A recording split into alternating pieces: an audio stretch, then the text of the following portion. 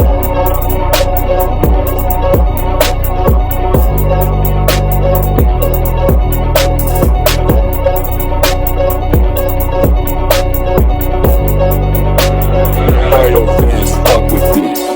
bakımlık etti, bizi gördüler merak etti. O kadar gözler akır ki polis gördüler neler etti. Kartları çıkarttım attım dostum, belimde berette var idi. Sigara kızını uzattım, atası hem kör hem de kar idi. Yerim vardı nasıl kovboy, sektiğin kızlar kız değil ben boy. Boyduğum aşırsam benlik değil, polis gelen demen garip değil. Namus diye bakıran oğlan, sevgiden şıkmakat da fantam. Eyni de her şeyin sonu var, kızlar beni gören de ağlar. Üç neydi ki o kızı vermeni değildim. Terakimi bendiydi. Adalar zaten barda çoktan makarı geldin.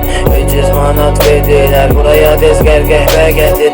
Berdeki meselelerimiz kendi taraf görebilmezler benden bu gece. Her zaman bokun içinde yiyecek verik çünkü adımız kalacak gece. Berdeki meselelerimiz kendi taraf görebilmezler benden bu gece. Her zaman bokun içinde yiyecek verik çünkü adımız kalacak gece.